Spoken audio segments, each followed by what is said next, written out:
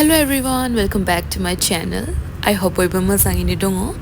So लोगोफोर आं दा दंफैयो सिंगापुराव आंनि दिल्लीनिफ्राय आंनि मोनानि फ्लाइटमोन आरो 11 PM around. So जों फुङावसो लेन्ड जाफैबाय सिंगापुर टाइम 7:30 around मोन फुंनि. So जोङो on the way to जोंनि हटेल जुन्थु जोंनि कम्पानिया जोंनो प्रोवाइड खालामदो. So बेनो जाहैबाय जोंनि एसे ग्लिम्स होबाय आरोना आङो हटेलनि सिंनि ओमफ्राय बाहेरानि आरो हटेलनि बाहेरानि एसे भिउखौ देखायबाय आङो. So ब्रेकफास्ट जाखाबायमोन नालाय स्टार्ट टाइमा. So जोङो थांनानैहाय बिदिनो जाग्रोनोसै साननानै जोङो लोगोफोर डिसाइड खालामबाय आरो. So जोङो ब्रेकफास्टआव बहुद आइटेम दंमोन बिदिनो इडली सांबार आरो ऑमलेट बहुत दंमोन आरोना बेफोरबायदि. बिनि उनावहाय जोङो एसे बाहेरायाव फैबाय आरो ब्रेकफास्ट जाखांनायनि उनावहाय एसे अखा हागासिनोमोन आरोना सिंगापुरावबो. ओमफ्राय बेनो जाहैबाय जोंनि हटेलनि बाहेरानि भिउ आरो 27th फ्ल'र दंदां बे हटेलाव.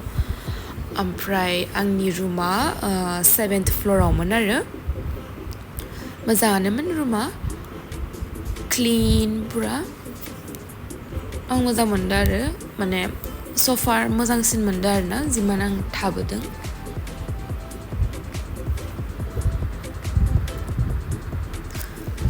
So whole night उन्दुवाखै माने पुरा मेंबायमोन आरोना.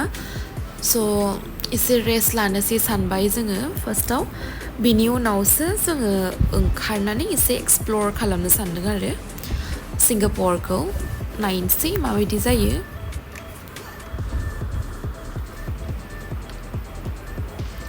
र' आं एसे बाहेरानि भिउखौ देखायनि. So बेनो आरोना बाहेरानि भिउआ.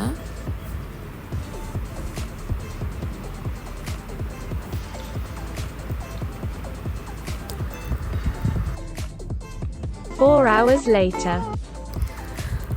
So guys आं माने दसेल' रेस्ट लानो सानदोंमोन आरोना just 1 hour 2 hours किन्तु ओरैबायदि मेंनानै आरोना खेबसे माने बिसनायाव उन्दुना लाबाय. बिनि उनावहाय माने एटलिस्ट 3 to 4 hours उन्दुखायो आरोना आं बेबायदिनो माने एकदम मेंनानै फैबाथाय.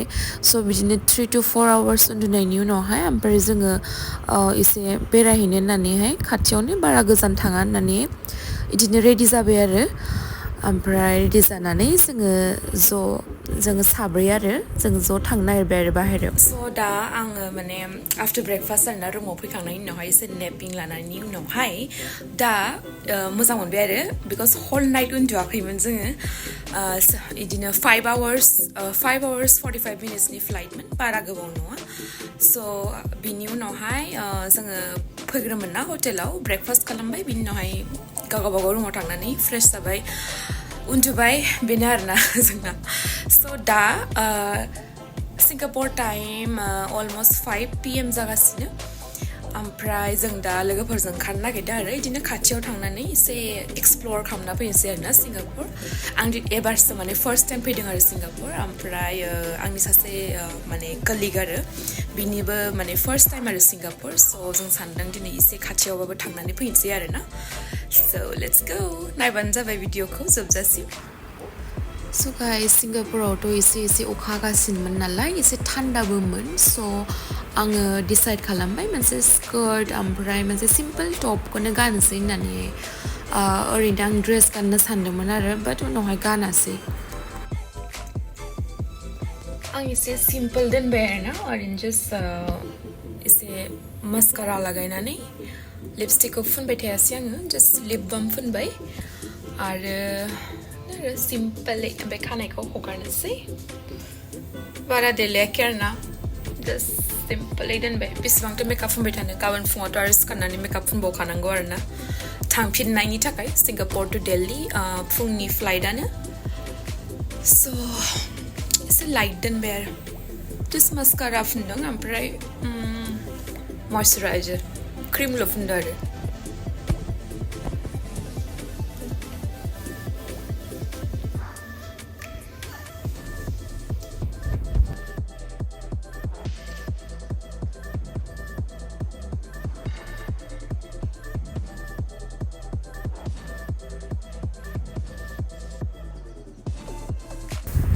स' लोगोफ्राबो फैबायमोन आरोना ओमफ्राय बिनि उनाव जों मेट्र' कार्ड बानायनानै माने मेट्र' कार्ड नङाबाथ' जाया थ' मेट्र' कार्ड बानायनानै जोङो जुनथु जायगायाव थांनांगौ बेखौ सोंना लानानै ओमफ्राय माने फार्स्ट टाइम ना स' मेप लानानै जोङो नागिरबाय आरोना जायगाखौ स' मेट्र'जों थांनानै जों बिदिनो स्टेसन सोलायनानै ओमफ्राय फाइनालि एट लास्ट जों जुनथु जायगायाव थांनो सानदोंमोन बेयाव सहैबाय आरोना स' गाइस आङो जिमान हायो बिदिनो सर्ट क्लिप लानानै भिडिअ एड खालामना होनो सानबाय आरोना बारा गोबावबो बिदि टाइम स्पेन्ड खालामनाय जायाखै आरो बाहेरायाव जोङो एसे बिदिनो हारबोरिमोन आरोना बिकज मोनाबायानोमोन लासैनो स' बिदिनो जोङो बारा गोबाव थायाखैमोन आरो वेदाराथ' बहुत मोजाङानोमोन इभिनिङाव अखाया हायासै ओमफ्राय बिदिनो एसे माने गरमानोमोन आरोना जोंनि बिदि इण्डियानि बायदियानोमोन आरो गरमा स' जोङो नेक्स्ट प्लेसाव थांबाय बियो मेरिना बे सेन्स हटेल होनना बुङो आरोना बेखौहाय स' जोङो बेयावहाय एसे फट'सफोर क्लिक खालामबाय आरो ओमफ्राय बिदिनो भिडिअ लाबाय आङो एसे बेयावबो क्लिप्स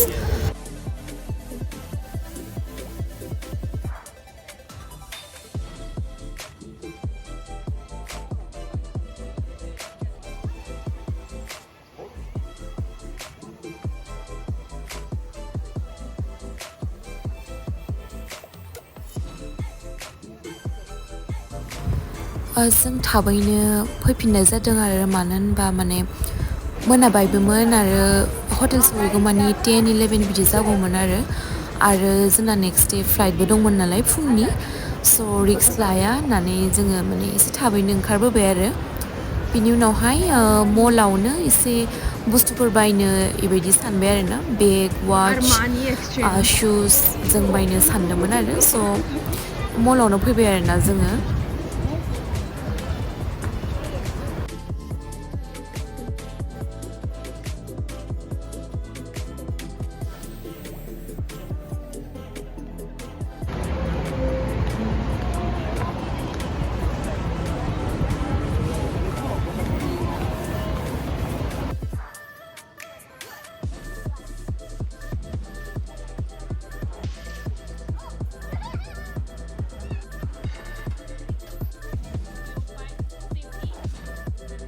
स' गाइस आं दा सफैफिनबाय रुमावहाय ओमफ्राय बिदिनो खाथियाव बेरायनानै फैबाय आरो एफाबो बेरायासै बिकज जोंना टाइमा बहुत खम ओमफ्राय दा आं डिनार खालामथ'वाखै आरोना खालामसै बिनि उनावहाय ओमफ्राय गाबोननि थाखाय रेडि जाफिनसैलाय आरोना उन्दुनानै फुङाव थाब सिखारनांगौ फुंनि 7 o'clock ना 8 o'clockनिनो आरोना फ्लाइटआ स' थाब उन्दुनांसिगोन बिनि उनाव आरो थाब सिखारबावनांगोन हटेलनिफ्राय चेक आउट खालामनांगोन बुहुत इदि प्रसेस स' एसे थाबैनो उन्दुनांगोन स' लोगोफोर थेंक इउ स' माच फर वाचिं दिनैनि आंनि भिडिअखौ नायनानै मोजां मोन्दोंब्ला please like share and subscribe खालामनो दाबाव आंनि बे भिडिअखौ टिल देन बाय